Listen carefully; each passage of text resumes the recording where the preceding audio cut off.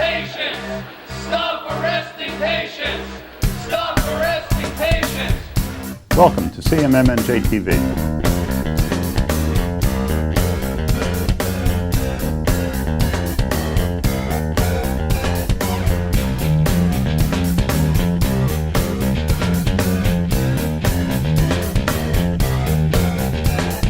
Every 42 seconds, someone is arrested for marijuana. I'm Ken Walski, Executive Director of the Coalition for Medical Marijuana New Jersey. The mission of our organization is to educate the public about the benefits of marijuana. Marijuana is a safe, effective, and inexpensive therapeutic agent for a wide variety of diseases, symptoms, and conditions. No patient should suffer needlessly without it, and no patient should ever go to jail for following the advice of a doctor. Join us and learn more about the exciting science of medical marijuana. Welcome to CMMNJ TV. I'm Ken Walski, Executive Director of the Coalition for Medical Marijuana New Jersey. I'm here in the Princeton Community TV studios today with Dave Borden, one of the pioneers of drug policy reform on the internet. Dave, thank you so much for coming.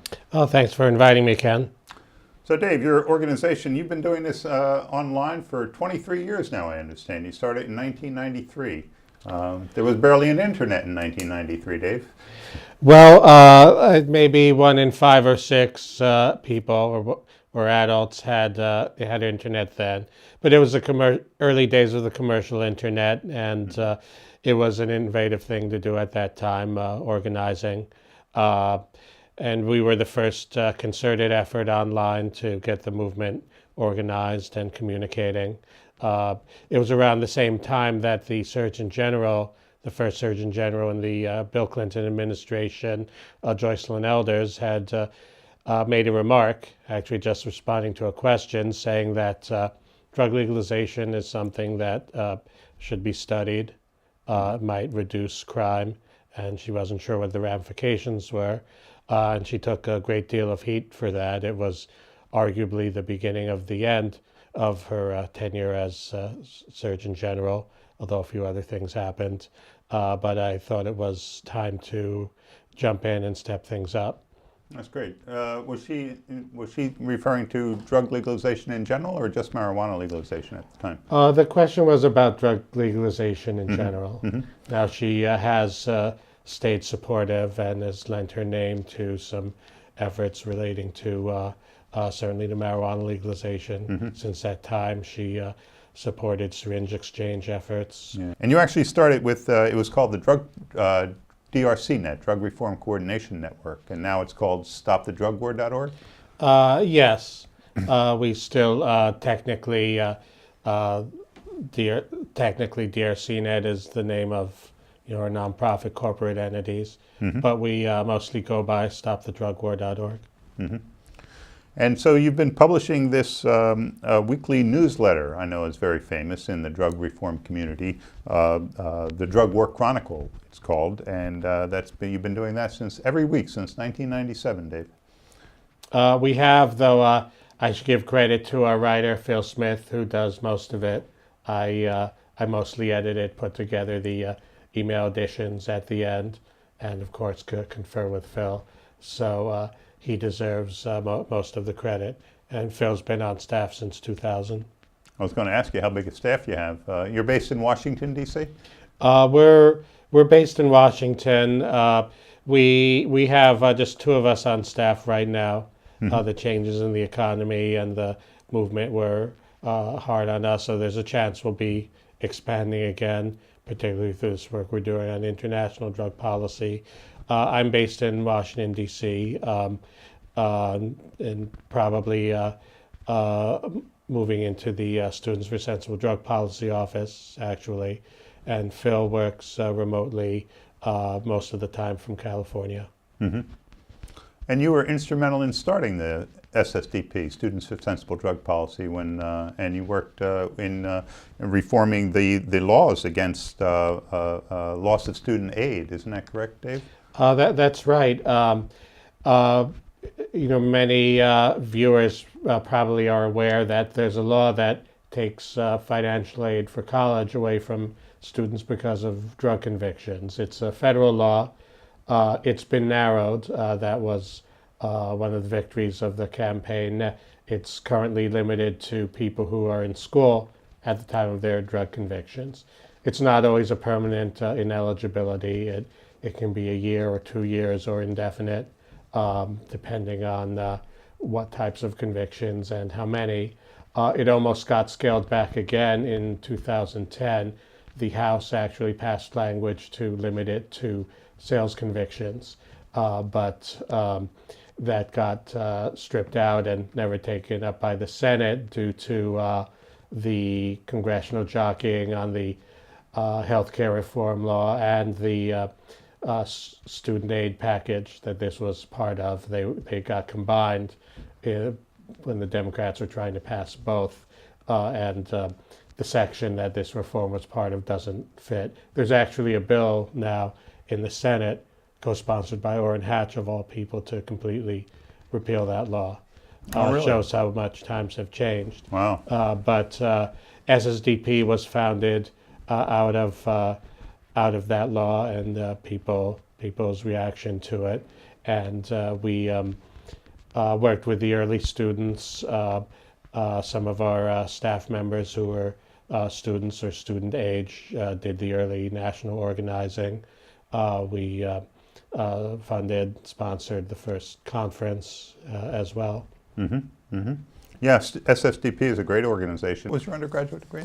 Astrophysics. Astrophysics. And so how did you come to be involved in drug policy reform with a background in music and astrophysics?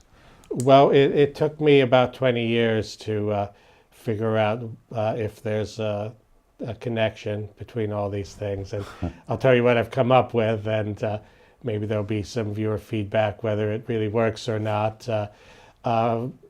With a science background, I'm able to set aside popular assumptions and the emotional impact that some issues have, and at least try to think about issues based on facts and logic. As a creative person, maybe I have the imagination to envision what a world with a different drug policy, a very different drug policy, might look like. Oh, that's terrific. Absolutely terrific. But what happened in terms of my life is I had just been feeling for a while that I wanted to do something to save the world, like a lot of us feel like, as you probably did when you got into this issue and others. And so I started posting bulletins to internet talk groups, the early ones known as the Usenet. And the bulletin boards, back in the day, yeah. bulletin boards, yeah. Yeah, not the earliest ones, but fairly early ones. And people signed up for a list and had the makings, became an organization, and funding happened to become available in the issue a short time later.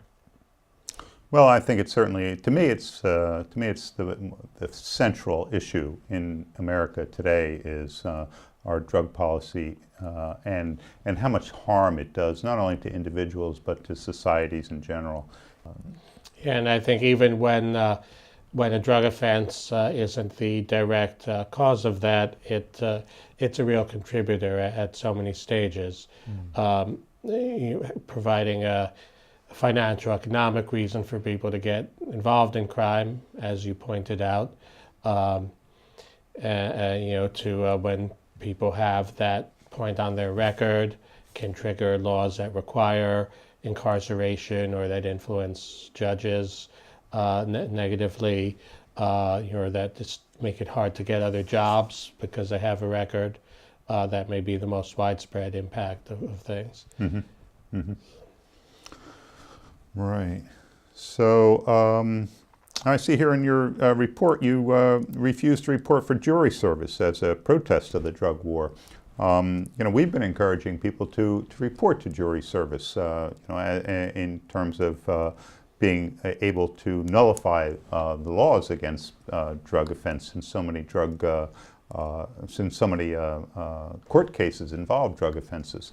I think we should be as sparing as we can in terms of involving people in the criminal justice system, whatever one thinks gun policy should be in a larger sense. And so the prosecutor and the judge particularly wanted to know would I strictly follow the law, and if the facts say this person possessed a gun illegally in the district, even if it was just in his car trunk, whatever I thought was, even if I thought he just carried that to protect himself if he needed it, would I vote strictly with the law to convict, regardless of my views? And I had to tell them, I need to see the full set of facts of a case before I really can know what is right. And they asked me the same thing about 12 different ways, not using the word nullification. The defense lawyer did too, but that was all I could say. And then, to my surprise, I was picked for the jury pool the first time. I assumed the defense lawyer wanted me. Then I was struck on the next round, presumably by the prosecutor or the judge. So the next time I got my summons, and I thought, well, they're not going to put me on a jury. At least I didn't think it was likely, and it just seemed like going through the motions, nonsense, and I dislike much of what the criminal justice system is doing. Not everything by any means, but much of it. So I decided to make a statement. In my open letter to the chief judge, Rufus King, whose father was one of the early great drug reform activists, Rufus King Jr., who I knew, I laid out my critique of the justice system, and I pointed out the unlikelihood of my actually being picked for a jury as well.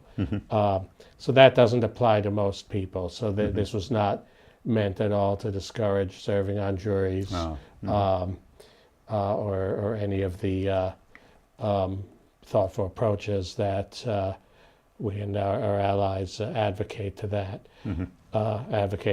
And so it, and David Gard, our associate director at the time, he's one of the operators of the handful of medical marijuana dispensaries in the district right now.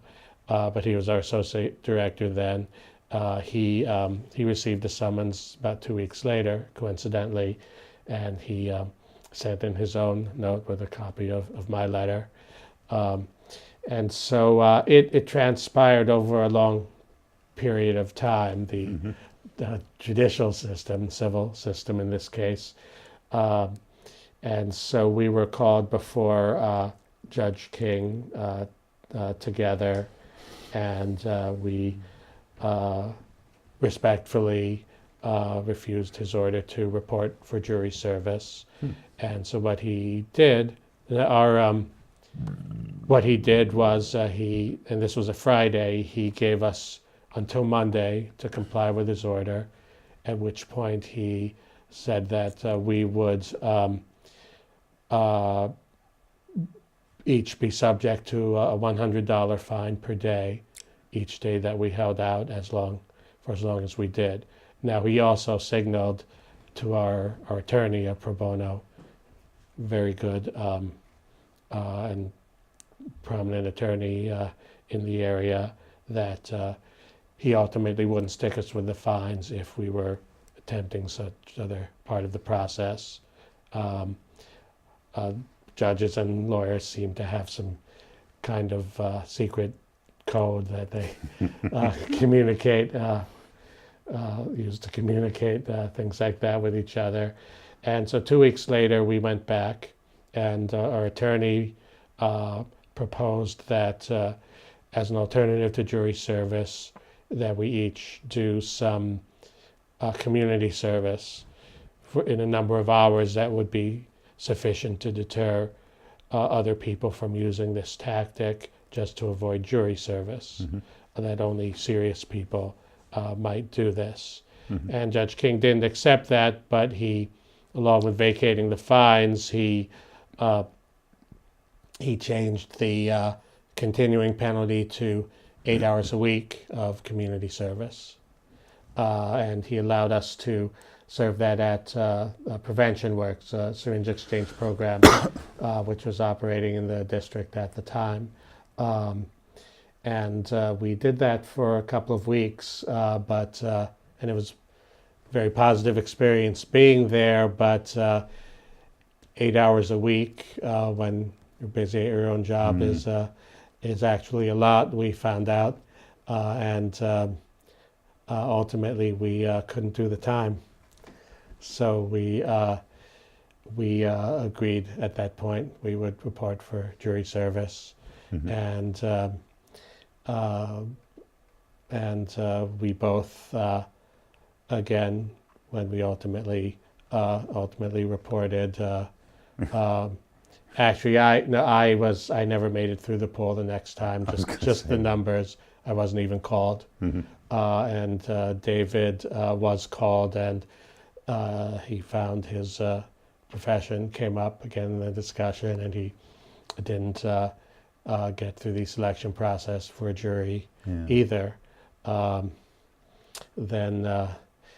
then I moved to Maryland a couple of years later, and I got a jury summons from D.C. They didn't have that information, so I sent a final letter to Judge King telling him that I would have agreed to report this time, but I'd moved to Maryland. One more thing, I got an email from Ed Fortune at the time, who was concerned because, as you pointed out, we want people to get on juries. Yeah. And I wrote back, explained what we were doing, how my situation was unique, and we got an article in the Washington Post about it, talking about why we did this. And Ed wrote back, said I changed his mind, that the value of the press coverage, along with our reasons and our situation, outweighed the other concern.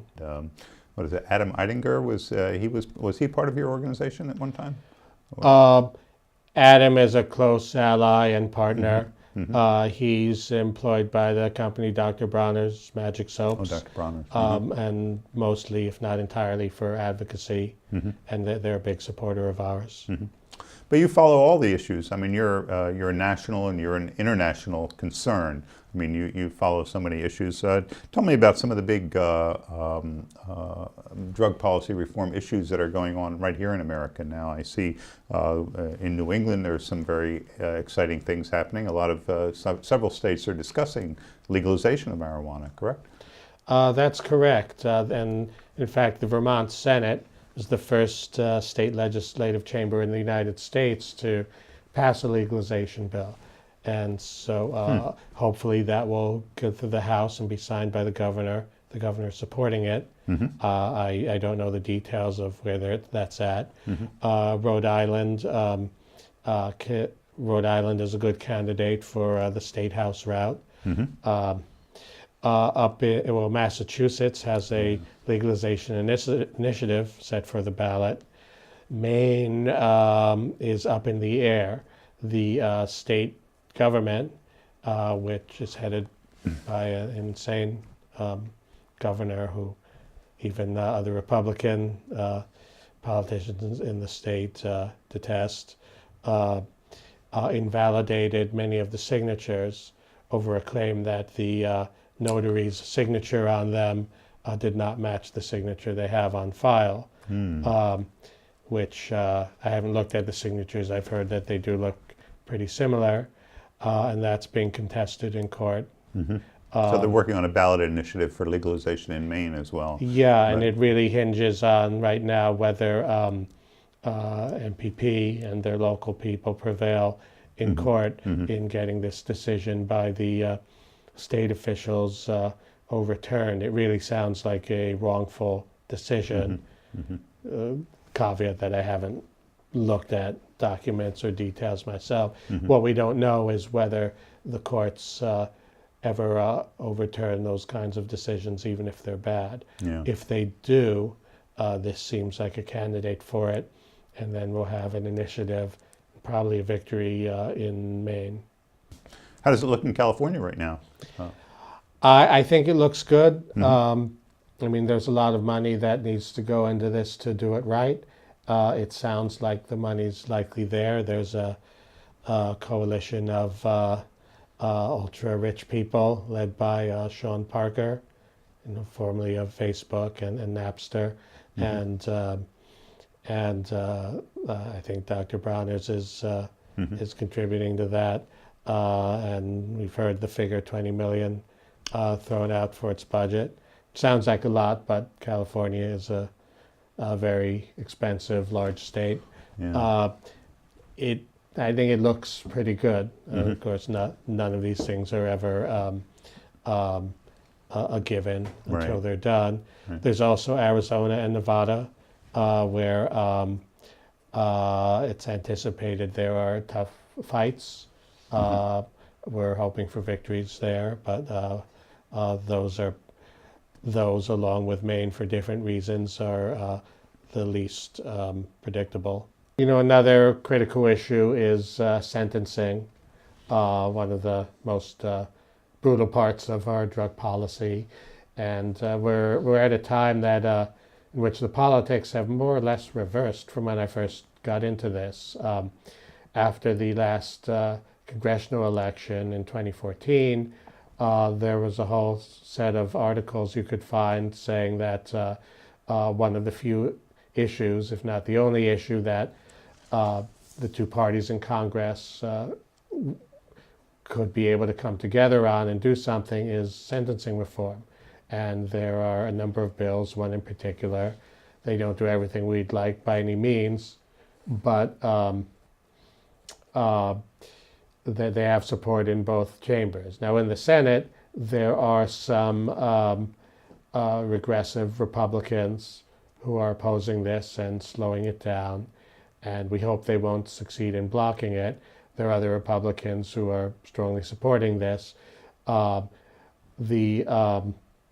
Senate Majority Leader, Mitch McConnell, has not scheduled hearings or a vote on this bill because he says because he doesn't have a united caucus, and we think that's wrong and that he should allow this to move forward and people to vote up or down. So there's resistance, but also rather strong bipartisan support for moving forward on the first steps towards sentencing reform. Well, it's great doing away with some of the mandatory minimums, I suppose, and yeah, at least a start. I mean, a significant start. and releasing drug criminals. Yeah, I think this bill would make the reforms to crack sentencing that were passed, was it 2010, retroactive. Now, what's going on? Now, you might remember back in 1998, there was a major UN session on drugs in New York, the UNGAS, UN General Assembly Special Session on the World Drug Problem is what they call it. And in a few weeks from now, the 19th through the 21st, is the first UNGAS to take place since then. So it's the highest level UN drug policy meeting in almost 20 years. And we've been working on this since 2014, organized a primarily U.S. coalition to press for some good policy stances from the U.S. government and for change at the UN. We work with NGOs from around the world, U.S. and Non-government elsewhere. organizations, correct. like my own, Right, like Coalition your for own. Medical Marijuana in New Jersey. And right, CMMNJ is signed on to at least one of the group documents we've produced. And there are a handful of issues, and the two of the most direct interest to CMMNJ would be one, the progress of medical cannabis internationally, eliminating any international policies that may discourage countries from adopting medical laws, and secondly, the 3 UN drug conventions, which have treaty language that's problematic, not necessarily for medical, but for legalization. And we want to see the UN take up treaty reform, and the U.S. to champion that. This year's UNGAS was something that happened later at the request of Colombia, Mexico, and Guatemala, wanting to talk about changes and new directions for drug policy. What's happening in 2019 has been specified for the agenda since 2009. It's a review of a declaration and strategy that the UN adopted in 2009. So beyond this UNGAS, if we don't get what we want, and we always knew it would be hard this year, we're on a new 3-year timetable to influence things for the next UN session at that level. Not that we're waiting 3 years. Mm-hmm. There are Mm-hmm. major annual sessions of a body called the Commission on Narcotic Drugs, a subset of the UN member states that sets international drug policy or does work on it. And there's smaller meetings throughout the year. And then we want to get more UN agencies and more US agencies involved in global drug policy, or more involved.